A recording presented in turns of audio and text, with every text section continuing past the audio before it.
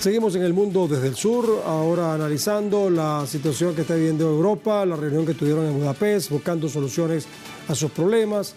Y bueno, sobre esto hemos llamado también a otro amigo, a Martín Guerra, dirigente del Partido de Izquierda Socialista, escritor y docente universitario desde Perú. Hola Martín, ¿cómo estás? ¿Cómo estás? Qué gusto reunirme una vez más con ustedes. Qué bueno.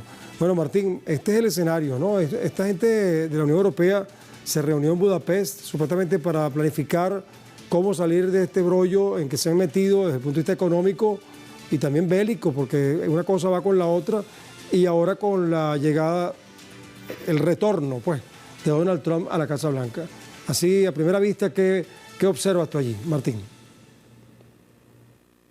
Bueno, lo primero que habría que hacer es caracterizar qué representa este segundo gobierno que va a tener Donald Trump en los Estados Unidos, porque a veces cometemos el error de oponer a republicanos y demócratas como si fueran un todo homogéneo. En realidad, uno de esos dos partidos son un todo homogéneo, tienen una representación hegemónica. Hay voces contestatarias entre los demócratas, pero su representación hegemónica es la que defiende el capitalismo ultranza a nivel mundial, ¿no? Y se oponen a cualquier gobierno o proceso que tenga mejoras populares o una visión más democrática del gobierno político. Igual pasa con el Partido Republicano, que a pesar de las discrepancias que pueda tener en estos momentos, tiene como líder visible a Donald Trump. Y a veces digo esto porque desde las izquierdas latinoamericanas se comete el error de plegarse al discurso de los demócratas pensando que porque en los Estados Unidos representan, entre comillas, una visión más democrática del proceso político, entonces son una especie de izquierda en los Estados Unidos, y no es así. Hay figuras importantes como Bernie Sanders, etcétera, pero eso no significa que sean una visión de izquierda. Incluso en temas geopolíticos que nos atañen directamente a los latinoamericanos, pueden ser más reaccionarios que algunas de las posturas de Trump. Eso no significa que Trump sea santo de nuestra devoción, pero tenemos que caracterizar. Si analizamos bien quiénes han estado detrás de esta reñida campaña electoral, vemos que la mayor cantidad de millonarios norteamericanos, de las digamos, viejas canteras de multimillonarios relacionados con commodities y con recursos naturales importantes en los Estados Unidos, han apoyado a Harris, ¿no? Mientras que esas nuevas economías, las economías tecnológicas, las tech companies, han estado detrás de la candidatura de Trump. Me refiero a Bezos, a Elon Musk, a Zuckerberg, todos estos personajes, ¿no? ¿Y qué aspiran estos personajes? Esta caracterización es importantísima, porque estos personajes no necesitan un Estado que se convierta en un Estado empresarial como lo quieren y lo han hecho siempre los demócratas, que se enriquecen a partir de un Estado empresarial, sino que lo que ellos quieren es una especie de Estado alternativo, un Estado mayor, un Estado supranacional que les permita a ellos apoderarse de los recursos naturales del mundo contra sus competidores nativos. Y es por eso que tienen todo este discurso de proteccionismo, de defender la vieja América, de los valores conservadores de América, y es por eso también que tienen buenas relaciones con dirigentes conservadores en el mundo. De lo que ellos están hablando es de obtener esos recursos para, entre comillas, sus productos tecnológicos, e inundar el mundo con el dominio de esta época, que es a través de las redes sociales, a través de los medios de comunicación, y enriquecerse a partir de ahí. Ambas posturas son posturas capitalistas y explotadoras, pero tenemos que saber ubicarlas. Entonces, yendo a tu pregunta, y con esto concluyo esta primera intervención, lo que va a buscar Trump en este momento es esa especie de Estado mayor. En eso es en esencia un golpista frente al modo americano, pero puede traer cierta estabilidad para la región. ¿Por qué? Porque para hacer eso él necesita la paz en Rusia, y él necesita cierta estabilidad con la Unión Europea, y ahí tiene que entrar también el análisis de quién produce la mayor cantidad de armas en el planeta. Los Estados Unidos tienen el 40% de exportación, el 30% dirigido a Medio Oriente, ojo, la industria de la guerra, pero están seguidos de Rusia y de Francia.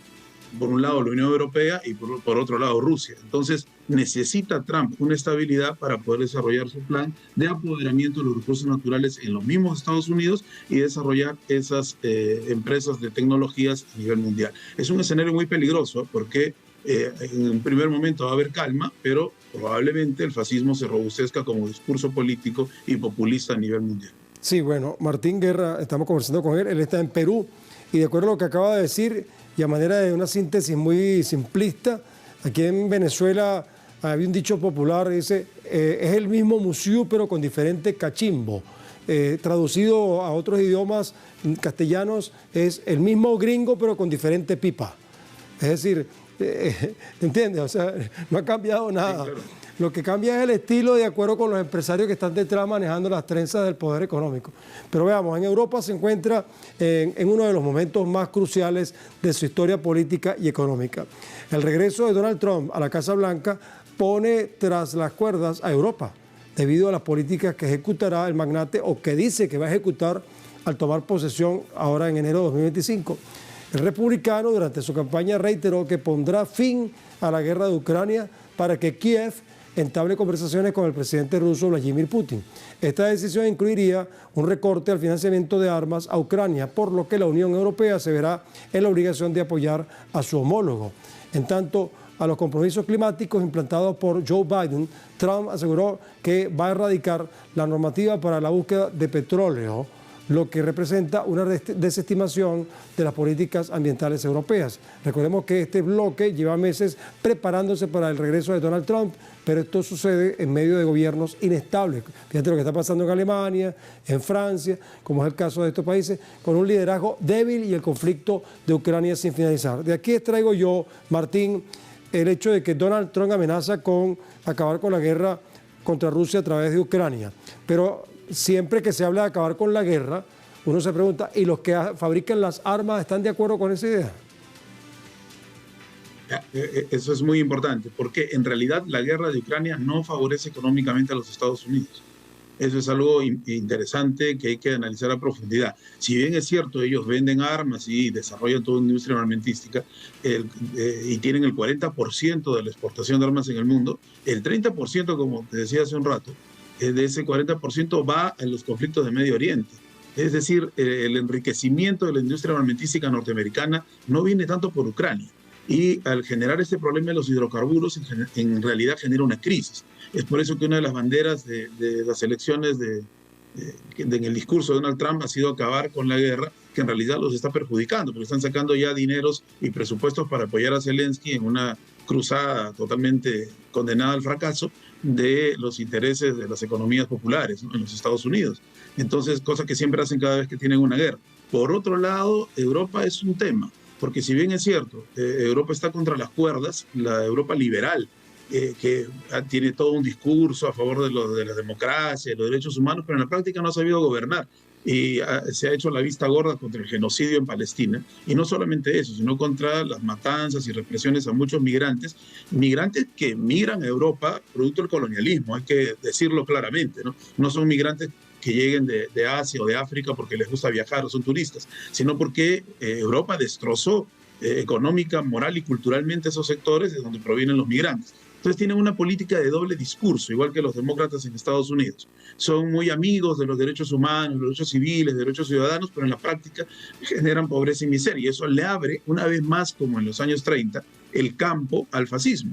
Entonces, una derecha fascista que logre arribar a muchos lugares en Europa, más allá de Hungría, de Suecia, de los sectores duros que tiene como Donald Trump como aliados, puede ir generando una alianza supranacional, como decíamos, que ya no le interese tanto la OTAN como está, o la ONU, que nadie obedece. Están asesinando actores de la ONU en Palestina y parece a nadie importarle, sino que van a requerir otros instrumentos supranacionales de relaciones internacionales que les favorezca a ellos. Los fascistas son golpistas, no olvidemos eso. Sí. Y los fascistas siempre han hablado de corporativizar el Estado, aunque ahora utilicen otro discurso, claro, ¿no? Y Francia tiene, claro, lobo disfrazado de cordero, y tienen todo el interés en los hidrocarburos, el diamante, el oro, todo lo que está en la región del Sahel, no olvidemos eso. Sí. Entonces, en este momento África también se torna importante para los intereses fascistas europeos. Martín, no quiero que nos vayamos sin incluir un comentario que te lo voy a dejar también para tu reflexión. Lo voy a leer y eso va a ser prácticamente para cerrar la conversación contigo, porque ahora hay una opinión del politólogo y filósofo estadounidense que tú conoces bien, Francis Fukuyama. ¿Qué dice él? Bueno, en un artículo publicado este viernes en el Financial Times, el especialista aseguró que Ucrania se convirtió en el mayor perdedor del mundo ante la victoria de Donald Trump en las elecciones presidenciales de Estados Unidos, en un escenario de cambios importantes en diversas áreas, incluyendo el conflicto ucraniano. Recordemos que Trump ha manifestado su intención de acabar con este conflicto y aunque se desconoce el método a ejecutar, es evidente el rechazo de Trump al gasto militar. Es que ningún país europeo puede sustituir los gastos de Washington en la OTAN. Y si Trump decide abandonar la alianza, por lo menos desde el punto de vista del financiamiento, la posibilidad de que Europa pueda asumir el costo de la guerra está en duda. Por ello, la necesidad de Europa en incrementar el gasto militar, que es una industria que tú sabes que genera mucho dinero. Mira, Martín, voy a colocar acá los resultados de la encuesta para que te lleves esa opinión de los usuarios, para que reflexiones también como buen político que eres. Y la pregunta que hicimos al principio es, la Unión Europea realiza una cumbre en Budapest para discutir el plan de reformas económicas urgentes ante la llegada de Donald Trump como presidente de Estados Unidos, y le preguntábamos a la gente, ¿cómo será la relación de la Unión Europea y Estados Unidos con Trump en la Casa Blanca? La primera opción es distante y competitiva. Ahí respondió 35% de la audiencia, un tercio. La Unión Europea y Estados Unidos se van a unir contra China. Bueno, 29%, otro tercio piensa que eso es posible. ¿Finalizará la guerra contra Rusia a través de Ucrania? 24% piensa así, una cuarta parte. ¿Estados Unidos ayudará a Europa? 8% piensa que sí, muy poca gente cree eso. ¿Y Europa se acercará a Rusia? Bueno, 21% piensa que sí, o sea, una quinta parte, no es mala. Bueno, Martín Guerra, desde Perú, muchas gracias por tu acompañamiento, ¿sí? Sí, es una visión muy diversa, ¿no? Sí. Solamente una cosa final. Sí. Nosotros tenemos que estar pendientes en lo que hacen los diferentes dirigentes republicanos y demócratas de Estados Unidos, pero eso no quiere decir que como progresistas o la visión que se tenga sobre el cambio social más popular, tengamos que orientarnos en uno u otro bando. Tenemos un camino y ese camino es el camino de los pueblos y hay que tenerlo muy claro. Y Budapest solo es un manotazo de ahogado de algo que ya es indetenible. Yo pienso, más bien, que la Unión Europea va a seguir siendo por un buen tiempo el socio menor de los Estados Unidos en este momento. Bien, muchas gracias, Martín Guerra desde Perú. Muy amable, ¿verdad? Bueno, después de que la Unión Europea se vio combinar